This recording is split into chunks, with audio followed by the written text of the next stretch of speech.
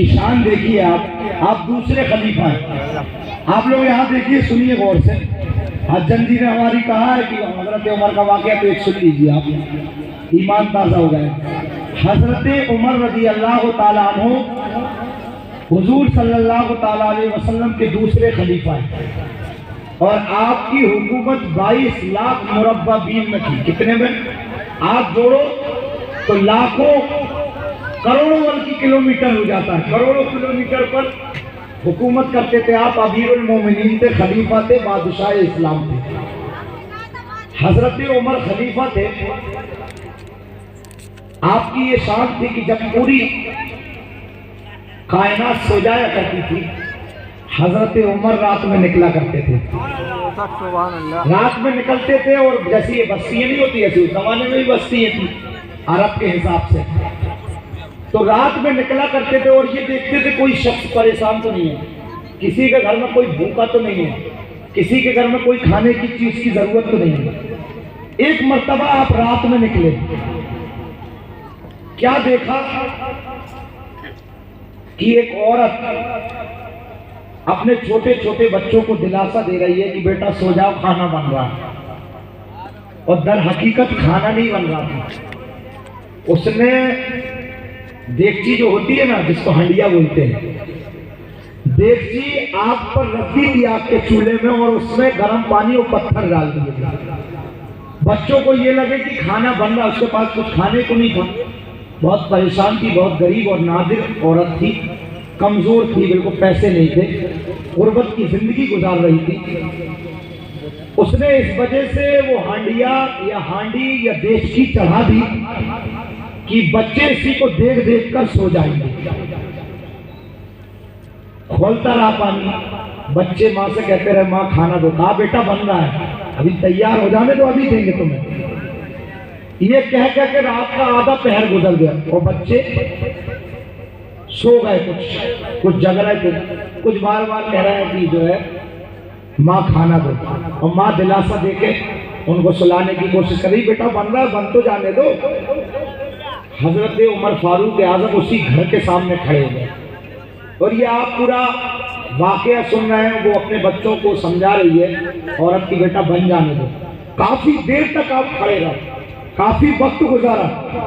हजरत उमर फारूक आजम समझ रहे खाना बन रहा है, आप वहीं खड़े हो गए। काफी अरसा गुजर गया, औरत तब भी कह रही खाना बन रहा है।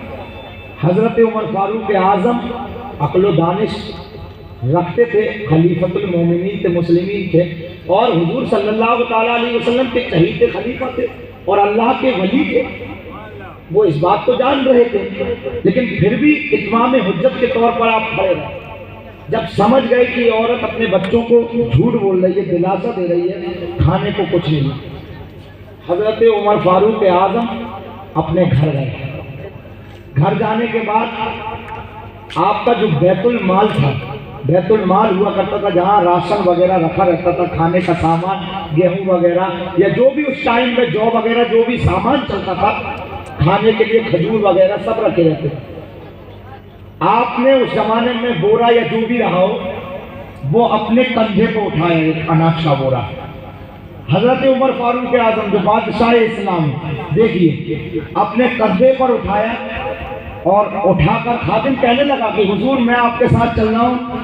कहा नहीं, तुम चलो मेरे साथ, लेकिन उमर उठाएगा, क्योंकि उमर की दौरे सल्तनत में एक कुत्ता भी भूखा नहीं रहना चाहिए। यहाँ तो इंसान भूखा है, एक कुत्ता भी अगर भूखा नहरे फिराक के किनारे मर गया तो भरोसे कयामत उमर की पकड़ होगी, अल्लाह तबारक व तआला। एक कुत्ता भी भूखा मर गया।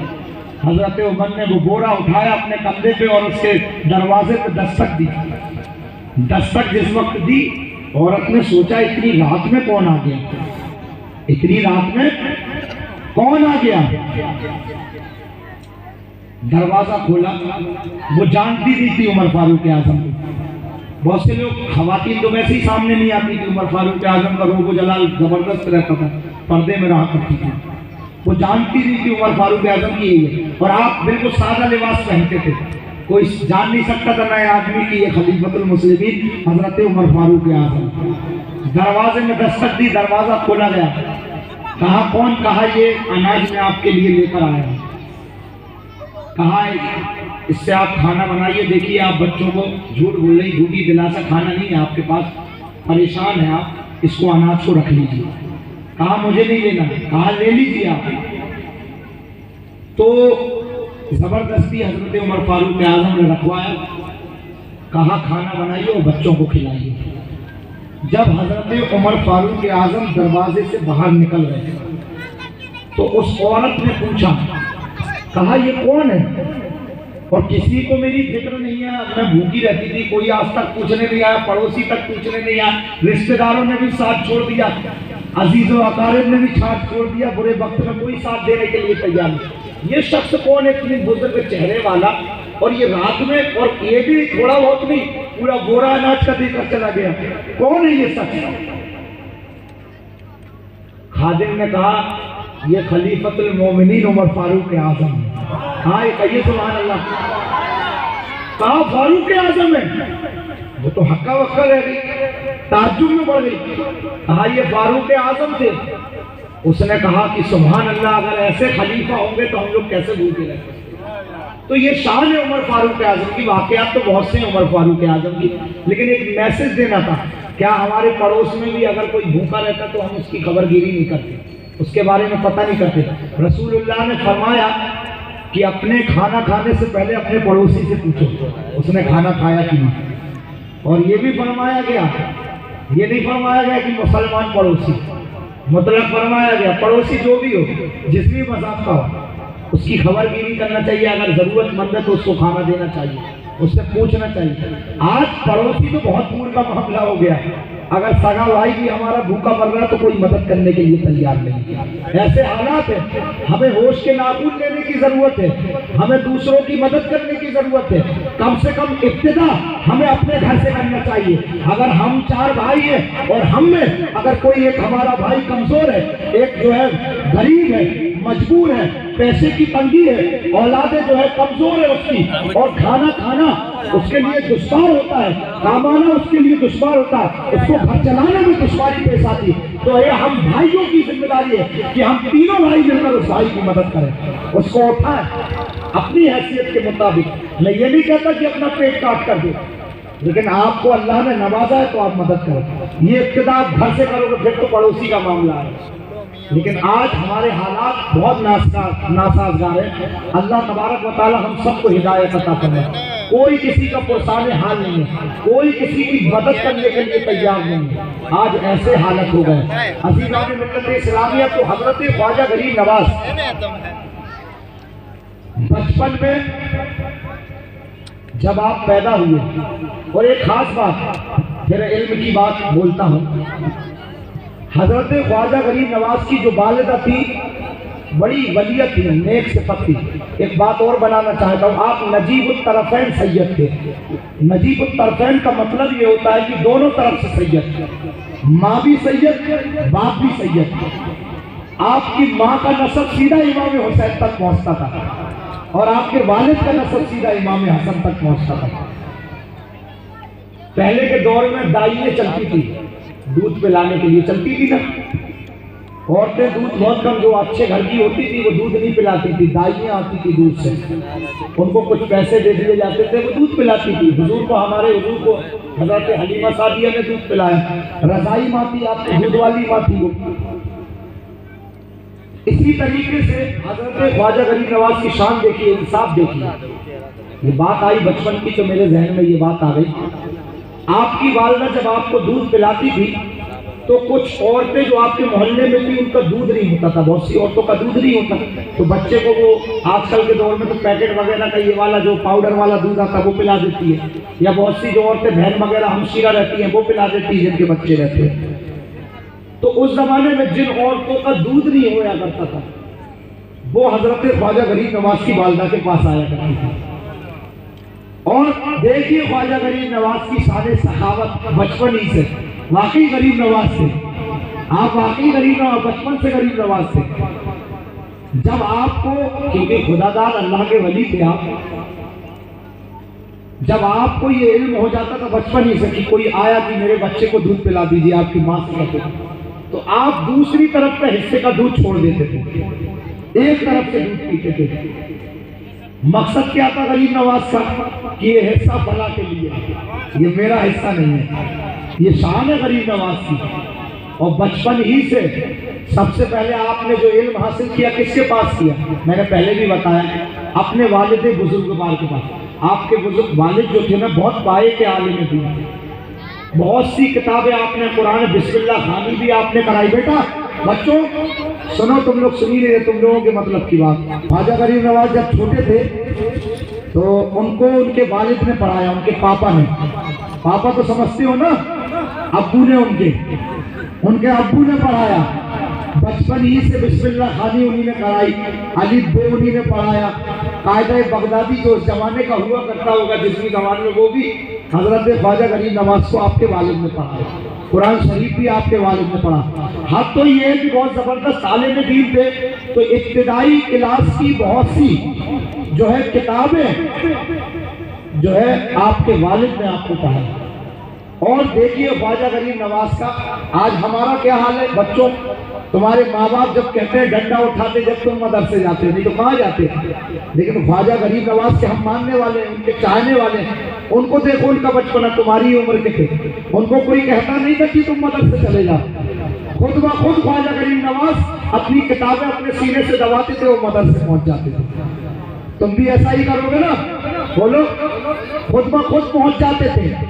और जिस दरसगाह में आप रहते थे, जैसा होता ना क्लास में कई स्टूडेंट रहते, कई तलबा रहते हैं, उसमें कोई कम ज़हन भी रहता है, कोई जो है बहुत ज्यादा दिमाग वाला तेज रहता है। उस्ताद ने सवाल किया तो एक जो दिमाग का तेज होता है बहुत जल्दी जवाब दे देता है, जो कमजोर जहन का रहता है वो नहीं। हर किस्म के लोग रहते हैं। लेकिन ख्वाजा गरीब नवाज हर जगह गरीब नवाज थे, हर मरहले में गरीब नवाज थे, हर मौके पर गरीब नवाज थे। आपकी क्लास में भी कुछ कमजोर कुंद जहन के बच्चे रहा करते थे, लेकिन आप उनको बिल्कुल महसूस नहीं होने देते थे कि वो अपने आप को कमतर समझे। उनकी इस्लाह करते थे, उनको समझाते थे कि इस तरीके से जवाब दो, उनको सिखाने लगते थे। और हद तो ये ख्वाजा गरीब नवाज का ये आलम था कि उस्ताद कोई सवाल किया उन्होंने, तो आप इस तरीके से किताब का वो सवाल का जवाब देते थे कि उस्ताद भी दंग रह जाते थे। जो खुद उस्ताद ने किताब के अंदर नहीं पढ़ी थी, जो चीज़ वो ख्वाजा गरीब नवाज उनको बताते। ख्वाजा गरीब नवाज का आलम ये था कि वो उस्ताद से पढ़ाते थे। तो ये शान है ख्वाजा गरीब नवाज की। तो आज हमें अगर हम सच्ची मोहब्बत रखने वाले हैं ख्वाजा गरीब नवाज से, सच्ची उल्फत रखने वाले ख्वाजा गरीब नवाज से, हमारे यहाँ बुजुर्ग बड़े भी बैठे हुए हैं और जिनके बच्चे हो गए वो भी बैठे हुए हैं, उनसे भी गुजारिश है कि सच्ची अकीदत यही है कि हम अपने बच्चों को जो है ना तालीम हासिल करवाएं। महाराणा शरीफ का एक नारा है, बड़ा मशहूर नारा है, वो नारा सुनिए आप लोग, तबीयत मस्त हो जाएगी। और मेरे साथ बोलिएगा, फिर उसके बाद मैं अपनी गुफ्तगू खत्म करता हूँ। आधी रोटी खाइए, बोलिए, बच्चों को पढ़ाइए। आधी रोटी खाइए, बच्चों को पढ़ाइए। आधी रोटी खाइए, बच्चों को पढ़ाइए। तो देखिए, माँ बाप से ये गुजारिश है, हमारी ये माँ और बहनें भी बैठी हैं, इनके भी बच्चे, भले ही आप कुछ कम खा लीजिए, लेकिन बच्चों को इल्म हासिल करवाइए, दीनी इल्म भी हासिल करवाइए। बिलखुसूस तो दीनी इल्म जरूरी है, लेकिन हालात हज़रत के एतबार से दुनियावी इल्म भी जरूरी है। बस दुनियावी इल्म इस तरीके से होना चाहिए, शर्त के साथ कि आपके दीन में नुकसान न पहुंचे। कहीं आपका बच्चा अपने ही रब के बारे में सवाल न करने लगे, अपने ही रसूल के बारे में एतराज न करने लगे। बिल्कुल आप इंजीनियर बनाइए, डॉक्टर बनाइए, जो भी आप बना सकते हैं वो बनाइए, लेकिन दीनी इल्म भी, क्योंकि असल बुनियाद दीनी इल्म है। दीनी इल्म सही होगा तो बच्चे की नशोनुमा भी अच्छी होगी और परवरिश अच्छी होगी। सबसे पहली गोद जानती है मेरी माँ और बहनें बैठी हुई है, सबसे पहली गोद बच्चे की कौन सी होती है? सबसे पहली गोद तो माँ की गोद होती है। और सबसे पहली क्लास बुजुर्गों ने फरमाया अगर कोई होती है तो वो माँ की गोद होती है। माँ अगर बच्चे को कलमा सिखाएगी तो कलमा पढ़ेगा बच्चा। माँ अगर बच्चे को जो है ना अलिफ बे पढ़ना सिखाएगी तो बच्चा अलिफ बे पढ़ेगा। माँ अगर बच्चे को बिस्मिल्लाहिर्रहमानिर्रहीम पढ़ना सिखाएगी तो बच्चा बिस्मिल्लाहिर्रहमानिर्रहीम पढ़ेगा। माँ अगर अपने बच्चे को नात पढ़ना सिखाएगी तो नात पढ़ेगा। तो जैसी आप उसकी परवरिश इब्तिदा में करेंगे, पहली दरसगाह है माँ की गोद, पहली क्लास है माँ की गोद, वैसी तरबियत आपके बच्चों की होगी। लोग सोचते क्या है ना कि हम गुनाह करते रहे, हम खता करते रहे, हम जो है हर किस्म के हराम काम करते रहे और बेटा हमारा वली बन जाए, ये कैसे हो सकता है? बहुत नामुमकिन है। ये होता है, अल्लाह जिसको चाहता है उसको बनाता है। कभी कभी शैतान के घर भी वली पैदा हो जाता है, होता है कि नहीं? और कभी कभी वली के घर भी शैतान पैदा हो जाता है। जैसे हजरत नूह अलैहिस्सलाम का बेटा काफिर था, हजरत लूत अलैहिस्सलाम की बीवी काफिर थी, वो जहन्नम में जाएंगे। उनके बेटे की जगह जन्नत में जानते हो कौन जाएगा? असहाबे कहफ का कुत्ता, उसको इंसानी शक्ल में उठाया जाएगा। सूरह कहफ में आपने पढ़ा होगा या सुना होगा, असहाबे कहफ थे, वो जाके एक गार में सो गए थे और वहीं आप इबादत करते रहे, वहीं इंतकाल। कुत्ता वफादारी के साथ गार के किनारे में बैठा रहा, बादशाह के लोग ढूंढते रहे, सो गए वो, और सोने के बाद कई सदियों के बाद उठे, इंतकाल नहीं हुआ, कई सदियों के बाद उठे, और कुत्ता वैसे ही गार के पास बैठा हुआ निगहबानी कर रहा था। तो वो कुत्ता हजरत नूह अलैहिस्सलाम के बेटे की जगह जन्नत में जाएगा, इंसानी शक्ल में उठाया जाएगा। कुत्ता जन्नत में नहीं जाएगा, उसको इंसानी शक्ल दे दी जाएगी, वो जन्नत में जाएगा। तो ऐसा हो जाता है। तो आप बच्चों के सामने गालियां मत रखिए, आप बच्चों के साथ अपनी बीवी से बदकलामी से मत बोलिए। माँ भी बीवी भी अपने शौहर की इज्जत करे। औरतें बैठी हुई हैं, एक पैगाम देना चाहता हूँ। रसूलुल्लाह फरमाते, बहुत सी औरतें क्या करती हैं, अपने शौहर को गालियां बकने लगती हैं, बहुत सी तो अपने शौहर को मार भी देती है। अल्लाह रहम करे उन पे, अल्लाह उनको हिदायत अता फरमाए, ऐसा ना करे कोई और। हो जाता है, ऐसा सुनने में आता है, बहुत से लोग बताते हैं आगे, मुफ्ती साहब फला औरत ने फला शौहर को मारा, हो जाता है ऐसा। हंसने की बात नहीं है। मेरी ये गुजारिश है आपसे, रसूलुल्लाह फरमाते हैं, हदीस पाक है बड़ी मशहूर, औरतों के लिए ये मेरा पैगाम है कि अगर खुदा के बाद किसी को सजदा करना जायज होता तो मैं औरतों से कहता कि अपने शौहरों को सजदा करें। और से सुनिए माँ और बहनों, औरतों से कहता कि अपने शौहरों को सजदा करें। तो देखिए क्या मकाम है शौहर का, और आप उससे बदकलामी करती हैं, आप उससे जो है बहस करती हैं, आप गाली गुफ्तार करती हैं। तो बराए करम अपने शौहर की इज्जत करें, फरमाबरदारी करें, और शौहर को भी चाहिए कि बीवी के हुकूक अदा करे, बीवी का ख्याल रखे, बीवी से बदकलामी न करे। देखिए लड़ेंगे शौहर और बीवी, नुकसान किसका होगा? औलाद का। औलाद वही सीखती है जो माँ बाप सिखाते हैं। आज देखिए बच्चे छोटे छोटे गाली कितनी अच्छे से बकते हैं, ऐसा लगता है जैसे स्कूल में कोई ने बाकायदा तौर पर बैठा के ट्रेनिंग दी हो कि बेटा ऐसी गाली बकना। ऐसी ऐसी गाली बकते हैं जो आज तक न सुनी होगी। गाली कहाँ से आती है? माँ बाप को बकते हुए देखते हैं, वो उन्हीं से सीख रहे हैं। अगर माँ बाप अच्छी बात करेंगे, हमारी माँ और बहनें आज उनको इतनी फुर्सत नहीं है, न वो नमाज अदा करने के लिए तैयार है, न तिलावत कुरान करने के लिए तैयार है। रखा रहता है कुरान मुकद्दस साल पर, वैसे ही गिलाफ और जुस्तान के अंदर ही रहता है, गर्दा जम जाती है, गर्द जमी रहती है। बहुत सी जगह अपन भी जाते हैं, घर में देखते हैं गर्द जमी है कुरान में। आप ये बताइए, गौसे आजम की वालदा को देखिए आप, गौसे आजम की वालदा, गौसे आजम की वालिदा जब गौसे आजम पेट में थे तो तिलावत करती थी, 18 पारों की तिलावत की आपने। जब गौसे आजम पैदा हुए तो वो 18 पारे के हाफिज पैदा हुए, 18 पारे के हाफिज पैदा हुए। तो आपकी वालिदा ने पूछा, कहा तुम 18 पारे के हाफिज कहां से बन गए? कहा आप जब मैं पेट में था आपके, तो आपने सिर्फ 18 पारे तिलावत किए थे, इसलिए 18 पारे का हाफिज बन गया। अगर पूरा कुरान आप तिलावत कर देती तो मैं पूरे कुरान का हाफिज बन जाता। तो जब वालिदा ऐसी होती है तो बच्चे गौसे आजम बनते हैं। तो हमें भी चाहिए, हम गौसे आजम तो नहीं बन सकते, वो तो हमारे आकाओं के आका हैं, हम तो उनके कदमों की धूल भी नहीं है, तो कम से कम उनका गुलाम तो बन सके, फख्र से कह सके कि हम गुलाम गौसो ख्वाजा रजा है। तो ऐसे आदतों अतबार अपने बच्चों को मत सिखाइए, उनकी इस्लाह कीजिए, उनको समझाइए, मदरसे पहुंचाइए, स्कूल पहुंचाइए, तालीम हासिल करवाइए। और यही चीज, क्योंकि जब बच्चा तालीम याफ्ता होगा तो वो माँ बाप की इज्जत करेगा, और तालीम याफ्ता नहीं होगा तो माँ बाप को झड़क देगा, बुढ़ापे में एक तरफ छोड़ देगा, कोई पूछने वाला नहीं होगा। और तालीम याफ्ता, देखिए आपने कभी किसी पढ़े लिखे को माँ बाप की बेइज्जती करते देखा? जो आलिम हो, हाफिज हो, कारी हो, देखा कभी किसी पढ़े लिखे को? क्यों नहीं करते? वो भी तो इंसान है, करना चाहिए ना उनको। आप भी इंसान है, वो भी इंसान है, क्यों नहीं करते? उसकी वजह जानती है आप क्या है? उसकी वजह यह है कि इल्म उनसे नहीं करवाता, ये चीज इल्म रोक देता है उनको। इल्म की बरकत से वो इस चीज से दूर रहते हैं। इल्म ये बताता है कि माँ बाप की इज्जत करो, कुरान ये बताता है कि माँ बाप को उफ तक न कहो, कुरान ये फरमाता है कि पहले खाना खाने से पहले माँ बाप से पूछो कि खाना खाया कि नहीं खाया, कुरान ये फरमाता है कि अपने माँ के कदमों को दबाओ, और अल्लाह ये फरमाता है कि तुम्हारे जो है माँ के कदमों के नीचे जन्नत है। वो शेर है फैयाज बदोई का, एक बड़ा मशहूर मारूफ शेर है, माँ के कदमों को चूम कर देखो, माँ के कदमों को चूम कर देखो, कामयाबी गले लगाती है।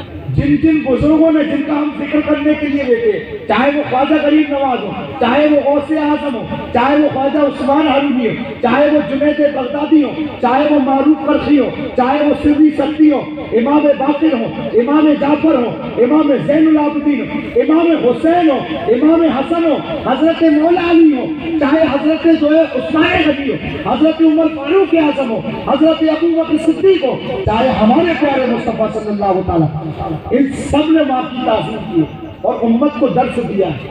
तो हमें माँ बाप की इज्जत और अजमत करना चाहिए, और बुरे कामों से बचे रहना चाहिए, और नमाज पंजगाना बाजमात अदा करना चाहिए। हमारे नौजवान जो है और बच्चे भी साथ में हाथ उठाए कि 5 वक्त की नमाज पढ़ेंगे। उठाइए, जाओगे ना मस्जिद? हाँ इंशाअल्लाह। वाखिर दावाना अल्हम्दुलिल्लाहि रब्बिल आलमीन, अस्तगफिरुल्लाह रब्बी मिन कुल्ली ज़ंबी व अतूबु इलैह। सलातो सलाम के लिए खड़े।